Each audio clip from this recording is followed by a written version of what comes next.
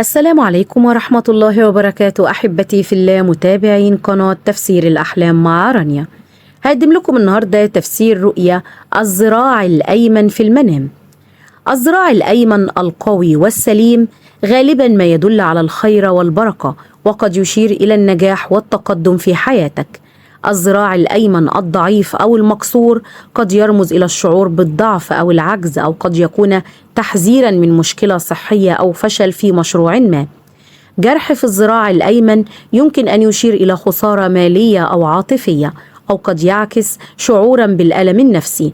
الذراع الأيمن الطويل قد يرمز إلى السيطرة والنفوذ والقدرة على تحقيق الأهداف بسرعة. بما أن اليد اليمنى تستخدم في العطاء والمصافحة، فقد يرمز الذراع الأيمن إلى الكرم والجود، وقد يكون الحلم إشارة إلى أنك شخص معطاء، أو أنك ستحظى بفرص لتقديم المساعدة للآخرين. رؤية الذراع الأيمن أيضا يشير إلى وجود شخص داعم وقوي في حياتك، مثل صديق مخلص أو شريك حياة. ينظر إلى الذراع الأيمن كرمز للعمل والنشاط والاجتهاد، فإذا كان الذراع الأيمن سليما وقويا في الحلم، فقد يدل ذلك على النجاح في المساعي المهنية أو الدراسية. تفسير رؤية الذراع الأيمن للعزباء في المنام. فإذا كان الذراع الأيمن قوي وممتلئ يدل على الخير والبركة في حياتها، وقد يرمز إلى وجود شخص يعتمد عليه في حياتها، مثل الأب أو الأخ، أو قد يشير إلى قرب زواجها من رجل صالح وقوي. جرح الذراع الأيمن للعزباء قد يشير إلى التأخر في تحقيق بعض أهدافها، أو مواجهة بعض الصعوبات في حياتها العاطفية أو المهنية. قطع الذراع الأيمن قد يدل على فقدان شخص عزيز أو التعرض لخسارة كبيرة. تفسير رؤية الذراع الأيمن للمتزوجة. الذراع الأيمن السليم والقوي يرمز إلى قوة علاقتها الزوجية واستقرارها، وقد يدل على أن زوجها سند وعون لها في الحياة. الذراع الأيمن المجروح يشير إلى خلافات زوجية أو صعوبات مالية. كسر الذراع الأيمن للمتزوجة يرمز إلى مشاكل كبيرة مع الزوج أو فقدان السند والعون في حياتها. طول الذراع الأيمن يدل على الكرم والجود، وعلى أنها تتمتع بسمعة طيبة بين الناس. تفسير رؤية الذراع الأيمن في المنام للرجل.